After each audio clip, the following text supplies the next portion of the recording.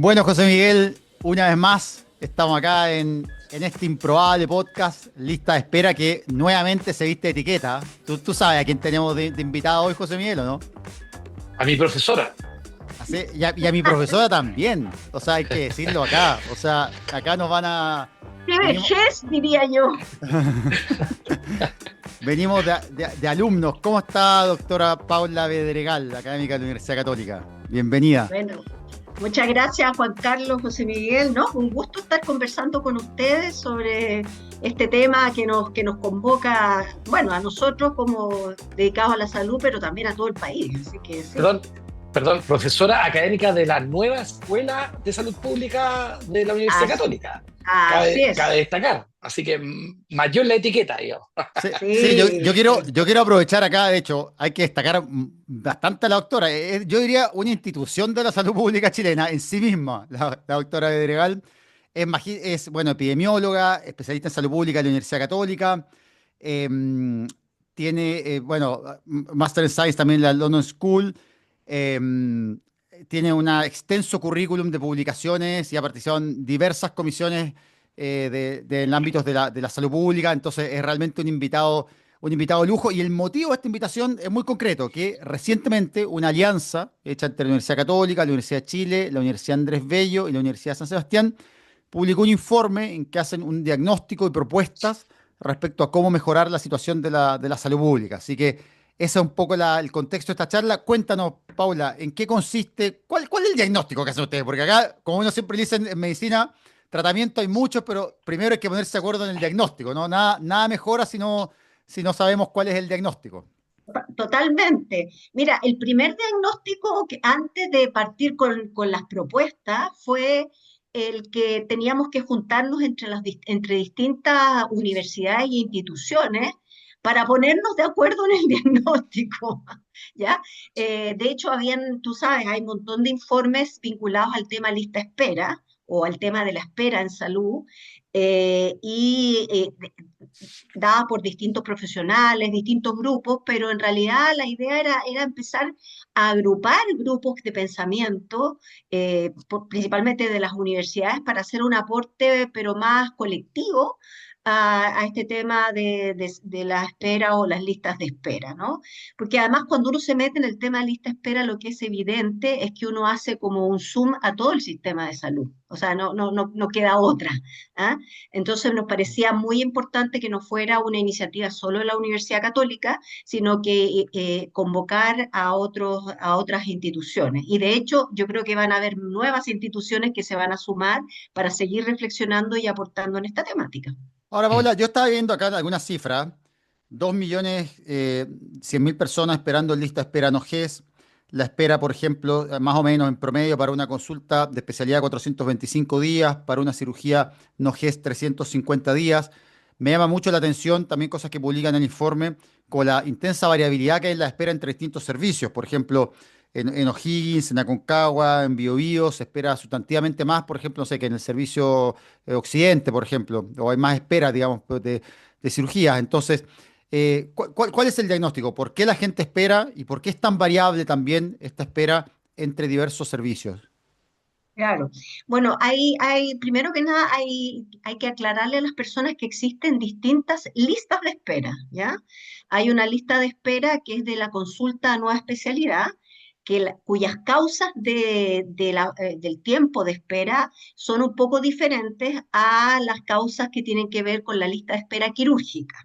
Y hay una tercera lista de espera que es la oculta, que no se publica, pero que existe, digamos, eh, hay algunos antecedentes de que existe.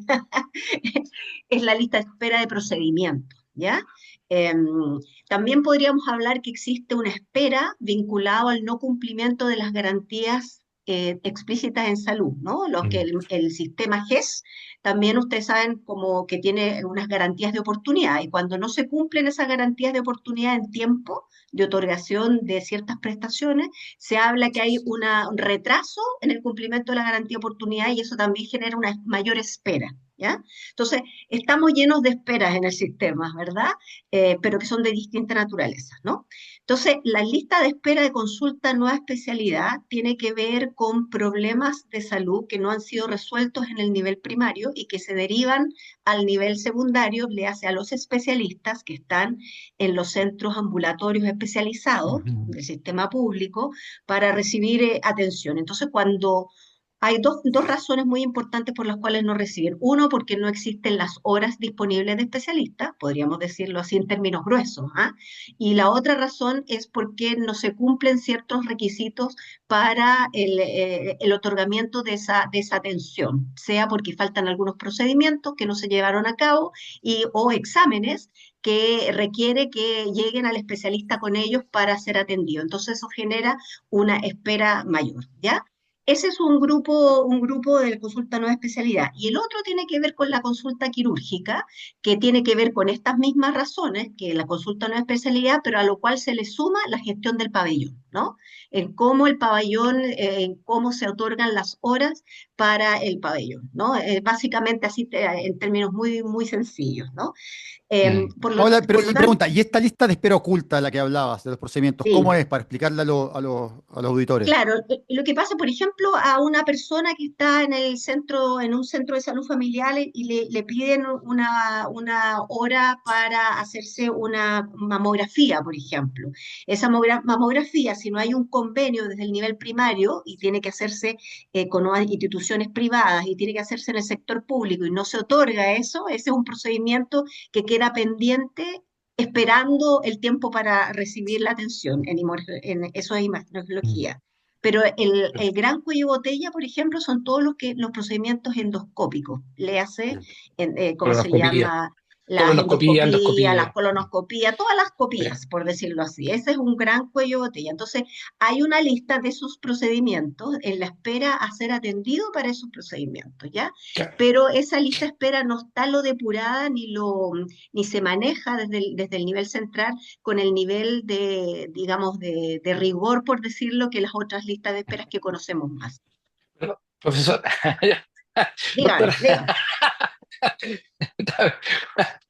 Oye, sí, mira, yo creo que, claro, efectivamente esos son como los tres ámbitos muy grandes y solamente para ponerle más pelo a la sopa, digamos, porque alguien podría llegar, ¿no es cierto? Sobre todo que estamos en año eleccionario, decir, bueno, mira, yo voy a comprar, no sé, 1 millón más de procedimientos para eliminar la lista oculta, voy a comprar 1 millón más de consultas para eliminar la consulta, voy a comprar 1 millón más de pabellones, pero el problema es mucho más complejo, digamos, Más complejo. en el informe también lo señala. Y por un lado, la primera complejidad es que en muchos servicios de salud la lista de espera está mezclada, entonces no está depurada entre Exacto. diagnósticos. Evidentemente, una cirugía por cáncer de colon tiene que esperar menos que una cirugía por colecistectomía, por ejemplo, ¿ya? Entonces, y muchas veces esa depuración no está hecha y entra todo a la misma lista de espera, ¿ya? Y eso evidentemente termina afectando los resultados clínicos, ¿no es cierto? Cuando hablamos de los fallecidos de lista de espera. Exacto. Y el dato yo creo que le pone más pelo a la sopa y que todavía es mucho más complicado, es que toda esta lista de espera, sobre todo la lista de espera eh, para especialidad de primera consulta y en cierta parte también la quirúrgica, hay una lista de espera que está resuelta en el sector privado, pero que no se sabe que se resolvió y por lo tanto se mantiene en lista de espera. ¿Ya? Eso nos pasa mucho, digamos, a los que trabajamos fuera del sistema también, es Exacto. que uno ve a los pacientes y dice, mira, me mandaron a hacer este examen, necesito que me lo vea, necesito una orden porque me mandaron a hacer este examen y me dan hora para cuando. Y lamentablemente, como no existe una conjunción de información entre el sector privado y el sector público, un porcentaje importante, no sabemos cuánto, de esa lista de espera, entre comillas, está resuelta, no por la vía institucional, sino por la vía libre elección o incluso de pago particular. Y por lo tanto, el problema es mucho más complejo, digamos, de lo que pareciera que uno pudiera leer al principio, y creo que eso también está bien detallado en el documento. Así es, y de hecho eso que tú estás diciendo habla de la falta de vinculación que tiene el sistema. En el fondo tenemos un sistema público y un sistema privado que actúan independientemente, en la cual no se conectan. Sin embargo, sabemos que los pacientes cuando no logran resolver sus problemas en primer momento en el sector público, algunos de ellos van a hacer, van a resolver su problema en el sector privado y no hay información cruzada, ¿ah? Porque esto también puede ocurrir. Y eso habla, y ese es un elemento que uno podría hacer de ineficiencia del sistema, ¿te fijas? Porque, ¿qué es lo que ocurre? Muchas veces lo que ocurre es algo peor todavía. Por ejemplo, un paciente se hace un procedimiento en el sector privado, ¿ya? Y resulta que llega a su consulta nueva especialidad con el especialista que es el gastroenterólogo, pero se hizo la endoscopía en otro lugar, ¿ya? Resulta que como se hizo en otro lugar que no es conocido, que no lo conoce, el gastroenterólogo que lo recibe, objeta ese procedimiento. Y entonces ahí, ¿qué es lo que ocurre? Ocurre una ineficiencia, porque de alguna manera ese gastroenterólogo dice, mire, a mí yo no le creo mucho esa endoscopía, porque si usted no se la ha hecho acá en el servicio con gente que yo conozco, no la voy a querer, por lo tanto tiene que volver y tiene que hacérsela de nuevo. Entonces no se resuelve la consulta, y si bien aparece como resuelta, vuelve a la lista de espera porque vuelve, tiene que hacer el nuevo trámite. Entonces, eso es tremendamente ineficiente, y eso habla de que en el país necesitamos una verdadera trabajo como más relacionado entre el sector público y privado en relación a los pacientes. Por eso que nosotros hablamos que en el diagnóstico nosotros muchas veces uno sigue los datos institucionales, pero no sigue el viaje del paciente, ¿ya? Doctora, y Y lo que nos interesa es el viaje del paciente finalmente. a ver, sobre todo ahora que estamos en tiempos de ofertones políticos, a mí me encantó este Sí, informe, me encantó porque creo que da una cosa muy interesante, que da una serie de propuestas y las propuestas exacto, las categoriza, por ejemplo, dicen en tres categorías, ¿no? ¿Cuál es la temporalidad? O sea, si se pueden implementar al corto plazo o en el largo plazo. exacto, ¿Cuál es la dificultad? Si es baja. ¿Y quién es responsable? Si es baja o alta la dificultad de implementar esto, exacto. y quién es responsable, por ejemplo, si es el ministerio, si es el Senado, si es el presidente, si es el Servicio de Salud. Y ojo, tiro acá el mensaje político para los que el que vaya a salir electo y que esté pensando en qué voy a hacer mis primeros 100 días de gobierno, ¿no? Acá yo veo algunas ideas que me parecen muy interesantes, porque algunas que ustedes dicen, mira, esto es corto, de dificultad baja. Entonces uno dice, chuta, algo que parece ser que se puede implementar en poco tiempo y que es bastante útil. Y por ejemplo, podemos comentarlo, pero acá una de las que dicen ustedes, por ejemplo, es solicitud de exámenes, por ejemplo, por los especialistas que trabajan o que están devolviendo en APS, en los consultorios, directamente al hospital. Es decir, por ejemplo, que la persona no tenga que ir, por ejemplo, al gastroenterólogo del hospital para que el Exacto, gastroenterólogo le pida la endoscopía. Esa es una propuesta exacto, que ustedes dicen, mira, esto parece corto, razonable de implementar. Otra interesante dicen delegar procedimientos, ¿no? Es decir, que, por ejemplo, que exacto. enfermeras pueden realizar cosas que hacen médicos. Cuéntanos de otras propuestas, cuáles son las que tú dirías cuáles son las que tú priorizarías, cuáles son las que tú crees que podrían hacerse más fácil y cuáles son las que son de fondo y que quizás requieren un consenso político mayor. Claro, si tú te fijas, todas las que en el informe están mencionadas como de corto plazo son todas medidas de gestión, básicamente, ¿ya? Quizás la más compleja dentro de esas de corto plazo es la sustitución de funciones, ¿verdad? Porque la sustitución de funciones requiere de algo que está durmiendo todavía, no durmiendo, pero semidormido nuestro Congreso, que es las modificaciones en el Código Sanitario en el libro quinto, que habla sobre las competencias o el marco de acción de las profesiones de la salud, ¿verdad? Entonces, si eso se modifica rápidamente y logra, porque ya está el proyecto, está en curso y todo, si se modifica rápidamente, en realidad lo que tú hablabas de los procedimientos que puedan realizar los otros profesionales de la salud, eso es de muy rápida ejecución. Es cuestión de armar una orientación técnica y eso se puede hacer rápidamente y con eso mejoramos. Y también hay otras medidas de corto plazo. Es bien importante, sobre todo APS. Si te fijas, nosotros le dimos bastante importancia a atención primaria y salud, ¿ah? Porque de alguna manera creemos que ahí se pueden hacer cosas bien interesantes, como por ejemplo lo que tú acabas de comentar, ¿no? Que de alguna manera los especialistas no tengan que ir a los especialistas para que el especialista le lea la orden de un examen, sino que desde atención primaria se haga ¿cómo se llama? Este ejercicio administrativo finalmente, ¿no? ¿Ah? Entonces, esas son medidas como de corto plazo que, como tú bien señalas, son bastante fáciles de hacer. Una medida que también de corto plazo que uno puede incentivar más, es de entre corto y mediano, es darle más para la lista de espera quirúrgica, ¿no es cierto? Nosotros ya tenemos armado esta ambulatorización de la cirugía, ¿verdad? Estos centros de resolución quirúrgica que son, que todavía no han dado su 100%, ¿no? Estamos recién en como el 33% y sabemos que el 66% de las cirugías en otros países se alcanzan a hacer en estos centros de Mm. resolución ambulatoria, ¿no? Y esto podemos ir avanzando rápidamente si existen algunos procedimientos más bien administrativos que garanticen que los pabellones estén disponibles, por ejemplo, para efectivamente para los grupos que hacen cirugía ambulatoria, ¿no? Y eso Mm. no requiere mucho más, ¿ah? Porque ya con los centros que hay se podría hacer y alcanzar lo que se requiere, ¿ah? Hay que hacer algunos Mm. ajustes un poquito mayores.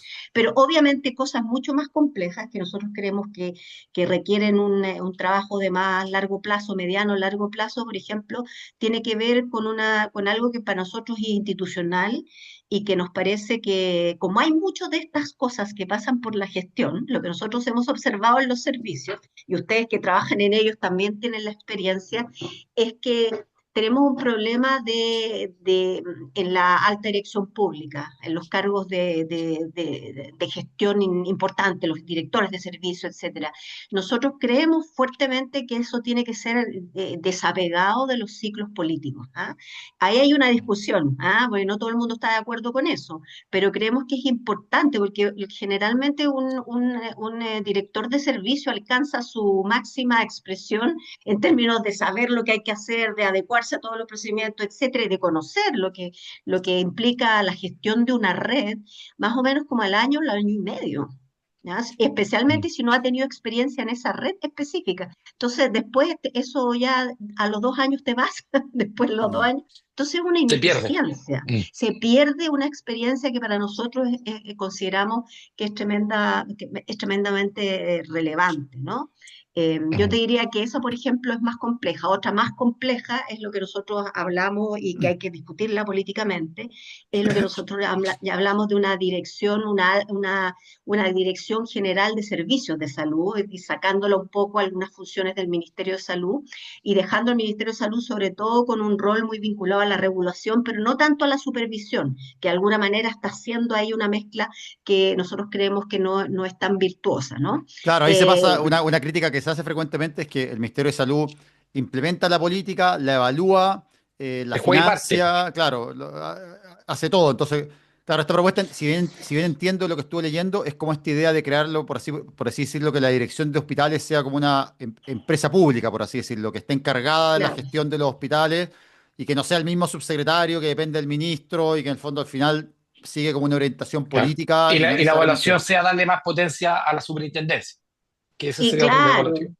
exactamente. Nosotros creemos, bueno, la superintendencia debe tener un rol sobre todo en la generación de la fiscalización en relación a estándares de calidad que tenemos que incorporar. O sea, por ejemplo, uno ve Chile ha avanzado mucho en este modelo de cobertura universal.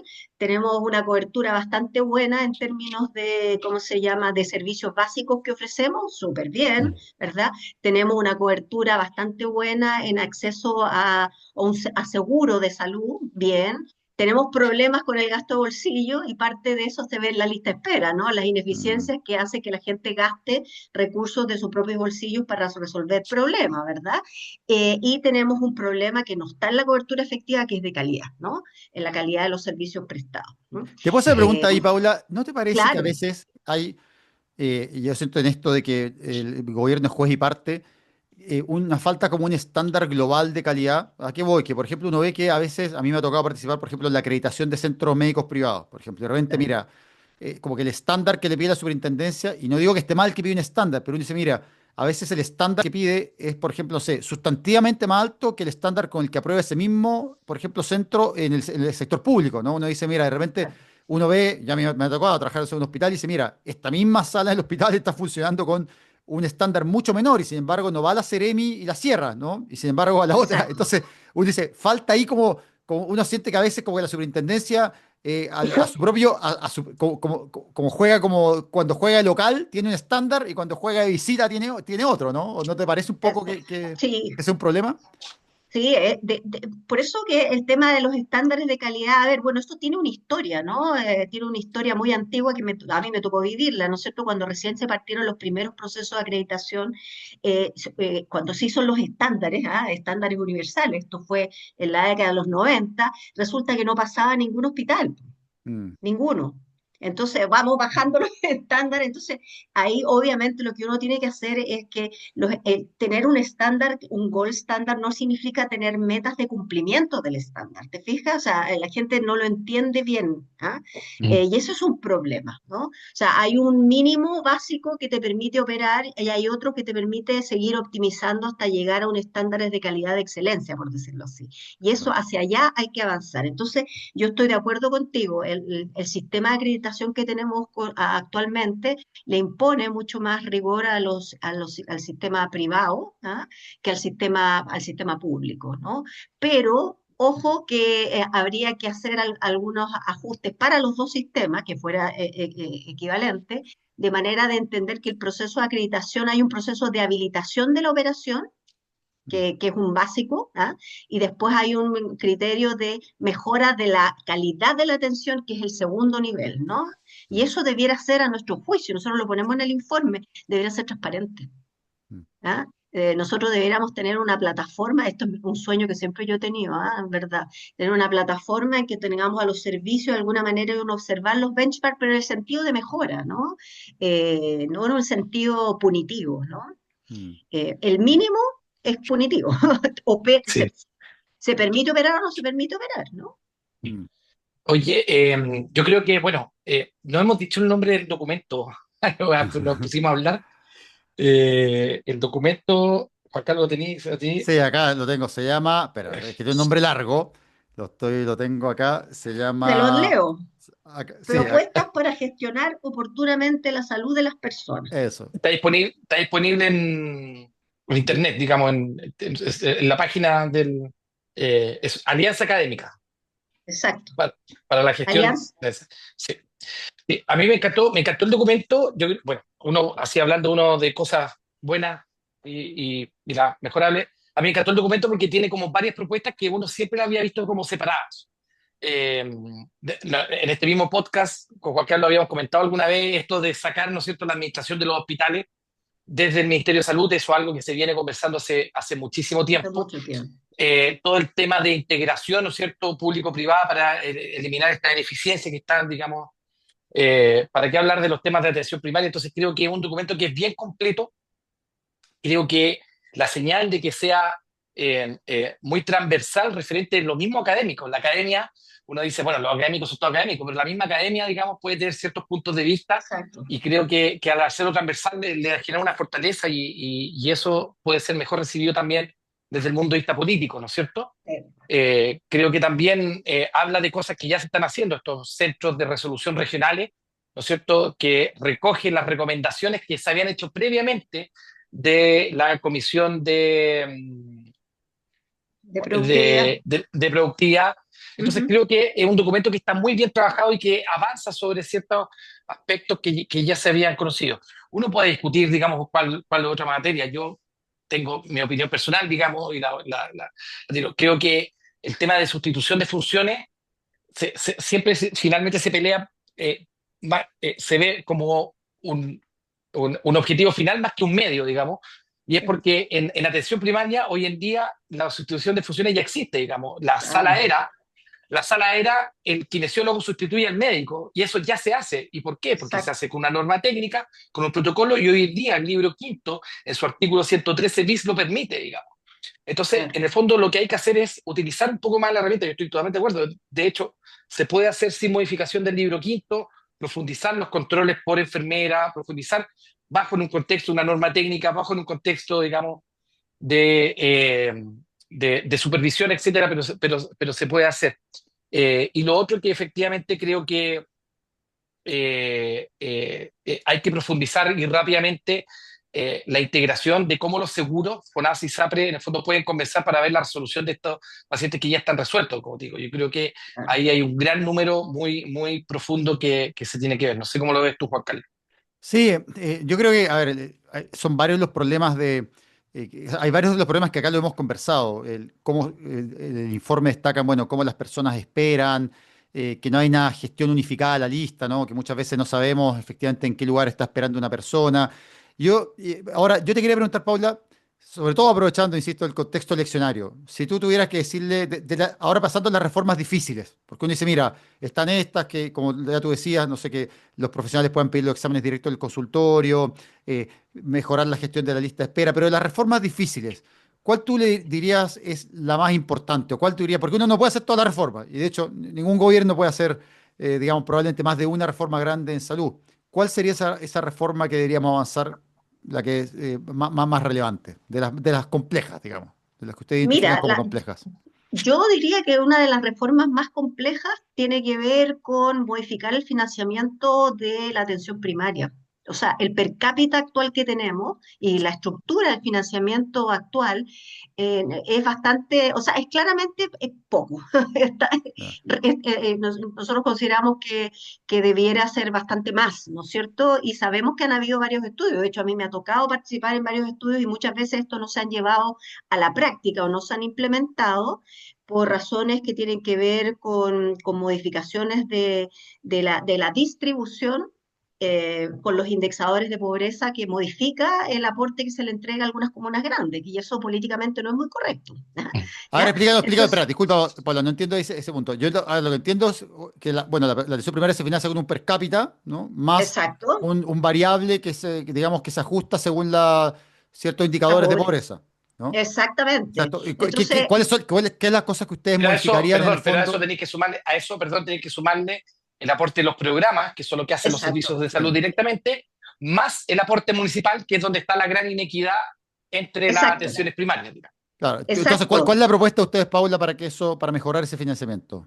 Eh, Dos cosas. Uno, en los indexadores de pobreza, o ¿Mm? sea, los indexadores. Uno, los indexadores. Ya hay evidencia que muestra que los indexadores de pobreza podrían no ser suficientes y habría que mirar otros indexadores, ¿no?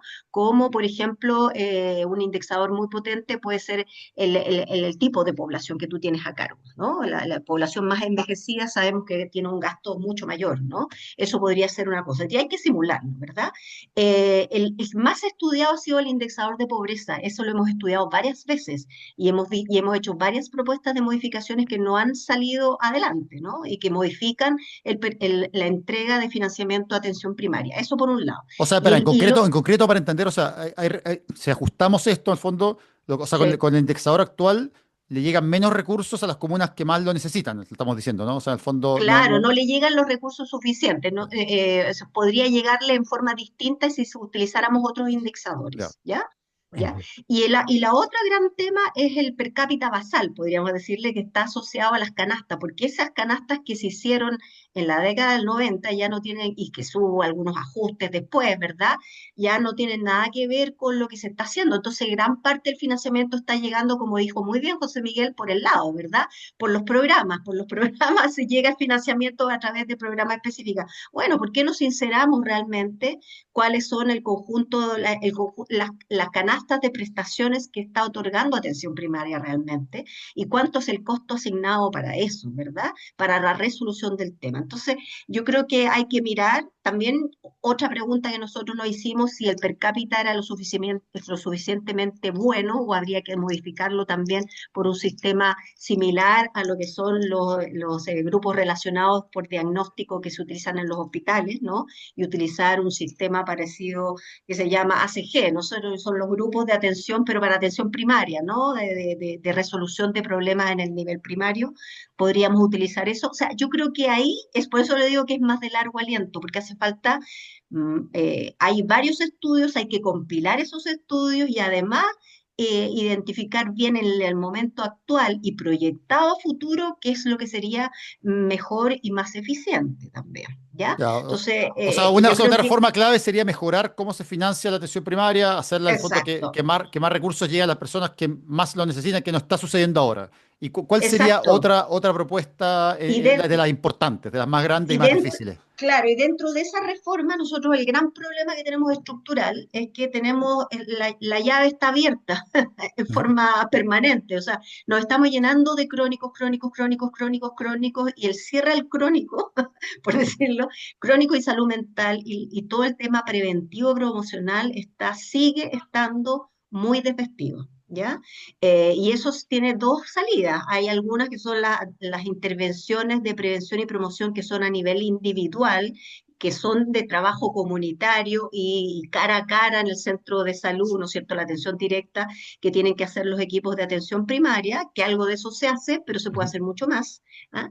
Pero la otra son las grandes, ¿cómo se llama?, el trabajo más eficiente en el intersector, ¿no? Y eso es un tremendo trabajo que algo Chile ha hecho a propósito de las enfermedades, de los factores de riesgo de enfermedades crónicas más relevantes, pero en salud mental nos falta muchísimo, muchísimo. Ese es un gran problema. Es una macro reforma, ¿eh? Y yo creo que ahí es muy compleja, ¿ah? No es nada de fácil. ¿Ah? Trabajar en el intersector no es nada de fácil.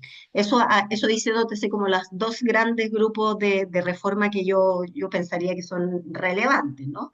Eh, y otra reforma muy importante, mira que nos van saliendo reformas, pues, ¿ah? Otra reforma súper importante, yo creo que tiene que ver con todo esto, tiene que ver con la gestión de personas, oye, con todo lo que son, y eso es, si tú te fijas, siempre la gente cuando habla de lista espera de salud, dice, no, necesitamos más especialistas, necesitamos, bueno, pero a Ujú, ver, la función de recursos humanos en general, en el sistema, le hace ¿cómo se llama? Los especialistas, qué sé yo, los estatutos que lo rigen, ¿no es verdad? En el sector público son muy rígidos. ¿Ah? Entonces tú puedes tener una persona que no está funcionando muy bien y no tienes cómo sustituirla. Es muy difícil sustituirla, ¿verdad? O por otro lado, personas que hacen la pega súper bien tampoco tienen muchas herramientas como para premiarlas, entre comillas, ¿no? O generar Mm. los incentivos adecuados y hay unos incentivos medio raros de repente. Entonces yo creo que ahí hay que hincarle el diente, ¿no? Sí. Yo tenía un amigo, no voy a decir su nombre, pero fue al lanzamiento del documento. Él tiene mucha experiencia en gestión de servicios de salud, gestión de hospitales, y claro, me decía, nosotros no tenemos como país, no tenemos ni una opción de romper el círculo de esta lista de espera o de gestionar esta lista de espera de una forma con el estatuto administrativo que tenemos, por lo menos para los funcionarios de salud, digamos. Exactamente. Yo creo que efectivamente, por lo menos a nivel de médico, tengo una opinión personal, digamos, que es tremendamente ineficiente, digamos, este control por hora versus un control de resultados, que finalmente o por lo menos un mix que deberíamos hacer, ¿no es cierto?, Exacto. para poder- que de hecho en la parte privada se hace. Lo que comentábamos, digamos, en la parte, no estoy diciendo que sea mejor, pero efectivamente, en la parte privada ningún médico marca horario en el sentido de que no lo necesita porque tú trabajas por producción. Claro. Y deberíamos apuntar, digamos, por lo menos a un mix en el sector público, pero el sistema por horario, digamos, la verdad que no tiene absolutamente ningún sentido si que queremos realmente aumentar la producción. Paola, ¿y no Claro, crees, una pregunta, sí, ¿no crees dale. que se ha llevado demasiado el debate, por ejemplo, en las ISAPRES, por ejemplo? Porque de repente uno dice, yo, como que nos pasamos todo este gobierno, a mí, yo insisto, ISAPRE, ISAPRE, ISAPRE, y resulta que yo veo, por ejemplo, una de las propuestas que ustedes hacen ahí, de las más complejas, es fortalecer FONASA, ¿o no? Claro, absolutamente, absolutamente. Pero ¿cómo se llama? Eso es como evidente, sí, por eso, por eso nosotros hemos querido salir dentro del mismo grupo que hay visiones distintas, ¿no es cierto? De cómo estructurar el sistema de salud, el tema del clivaje, FONASA y SAPRE, para nosotros en realidad nuestro tema son los prestadores. O sea, ya, ¿sabes qué más? Da lo mismo el tipo de seguro, hemos llegado a pensar así, ¿ah? Lo que nos interesa es cómo se está armando la estructura de prestadores y fortalecer eso. Y por eso nosotros creemos que FONASA es tan relevante, porque finalmente el mayor número de prestadores está ahí, o sea, por lejos, ¿no? Y el mayor número de población está ahí por lejos, ¿no? Entonces, yo creo que sí, es cierto, hemos perdido mucho tiempo, yo pienso que un tiempo que innecesario si hubiéramos tenido más voluntad de hacer algunas modificaciones que se veían, que estábamos conversando en el tema de FONASA y SAPRE hace más de 20 años, digamos, ¿no? Mm. Entonces, y que bueno, la fuerza de financiera finalmente llevó a lo que llevó, ¿te fijas? Pero era una discusión que a mi juicio no es tan relevante desde el punto de vista de los usuarios finalmente. Oye, Paola, Y ¿y de se los pueden poner prestadores. fin a la lista de espera? Así como que uno, porque No, te has fijado que muchas veces uno dice, no, sale un político y dice, no, conmigo se van a acabar las listas de espera. ¿Puede pasar eso? No, y eso es bueno, es una de las cosas que nosotros quisimos también decir en el documento. O sea, las listas de espera no se acaban, se gestionan. Y Ya. se gestionan de la mejor forma para que el paciente se sienta acompañado por el sistema, ¿verdad? Y resuelva su problema con la mejor oportunidad posible, ¿no? Uno tiene, a mí el GES, yo le tengo harto afecto al GES, le tengo cariño porque pone estos como eh, límites de oportunidad. A veces los cumplimos, a veces no, pero tendemos a tratar de cumplirlos y eso está súper bien. Entonces, el tema de la oportunidad del tratamiento y la continuidad en la atención, yo diría que son los elementos cruciales que nos debe hacer pensar en cómo mejorar esta experiencia de los pacientes. Mm. Entonces, claramente para mí eso es lo más relevante, ¿no? Oportunidad y continuidad. La lista de espera es una herramienta de gestión. Exactamente, Clase de salud exactamente. pública uno. Sí, o sea, por eso es que uno cuando le dicen eso, no, vamos a regresar, y además, si tú te fijas, el problema de lista de espera es tan crónico, y lo vimos cuando entrevistamos a los actores relevantes en el subestudio que hicimos, los actores nos decían, es tan crónico que ya al final, como que al principio era relevante, pero después estaba como ahí, era como un telón de fondo, ¿no? Salvo las glosas que hay que completarlas porque te los pide el Parlamento, etcétera, para de rendición de cuentas, están como ahí, ¿no? Mm. Y emerge de acuerdo a los medios, digamos, a que los pongan los medios, pero no. Oye, Paula, Emerge dos veces al año cuando publican la lista de sí. fallecidos. Claro. Oye, ¿y qué opinas de eso, Paula? Porque algo mencionan, por ejemplo, las personas que fallecen en lista de espera. Ese tema, eh, ¿cuál es la reflexión que hacen ustedes? ¿Cuál es el análisis al respecto?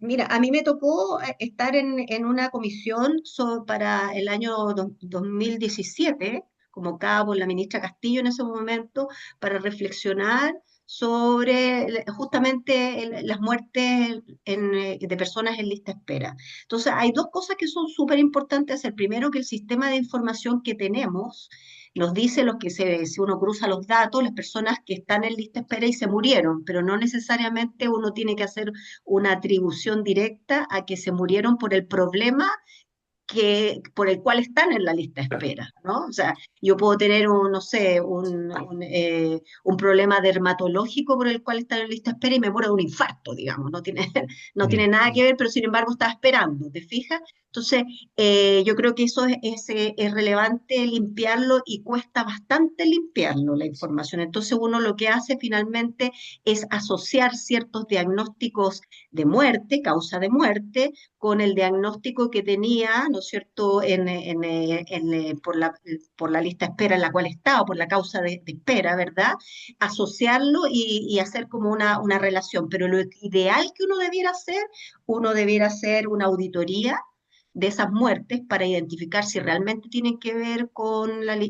la razón de espera. Y eso, como sistema, no está bien instaurado. ¿Y hay una estimación de cuánto es más o menos los que uno podría decir, mira, efectivamente hay una atribución causal, más o menos, o no, o no? No, no, no sé. Mira, en esa época, en el año 2017, era alrededor, no sé, era un 40%, una cosa así, porque no era fácil hacer la Ya. relación, ¿no? Habían algunas cosas que no tenían nada que ver, por ejemplo, personas que estaban en espera por temas de salud mental, no necesariamente la causa muerte tenía que ver por la historia natural de las Mm. enfermedades, no tenía nada que ver con las causas de muerte, Claro. ¿verdad?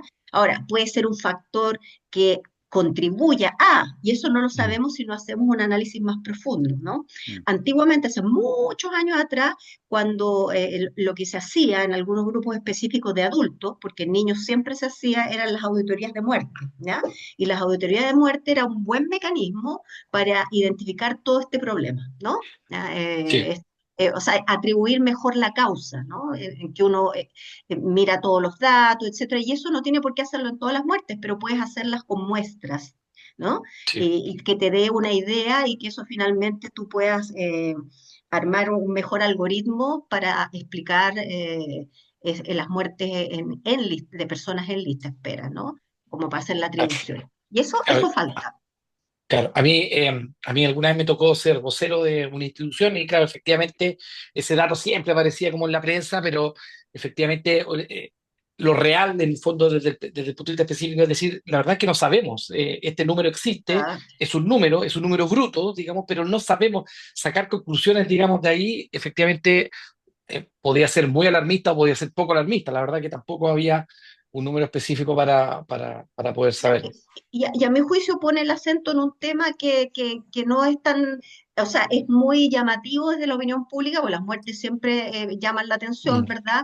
Pero que en el fondo no estamos mirando el problema bien, ¿no? No claro. estamos mirando el problema de fondo y entendiendo bien qué es lo que hay detrás. Y nosotros como técnicos deberíamos ser mucho más precisos en comunicar eso así, Mm, tal cual, ¿no? claro. Oye, bueno, estamos llegando al final. No sé si, José Miguel, a ti se te queda alguna pregunta al tintero, algo que nos haya faltado conversar.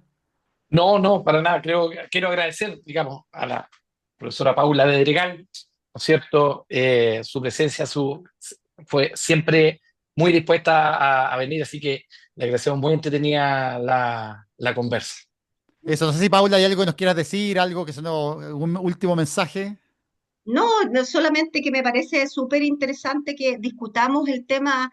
A veces hay fenómenos de salud que aparecen en la opinión pública, como la lista de espera.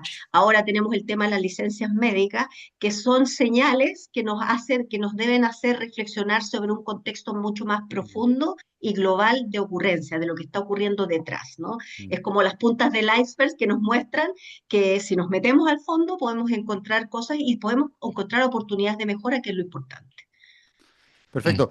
Bueno, muchas gracias, doctora. Gracias, José Miguel. No se olviden, si escucharon esto, de hacer like, ¿no? Este es un podcast pobre y honrado que To- Todavía no tenemos financiamiento de laboratorios ni de se- instituciones multinacionales, nada. claro, así que. Solamente, oye, Juan Carlos, solamente recordar la Alianza Académica por una Salud Oportuna. El documento se llama Propuestas para gestionar oportunamente la salud de las personas.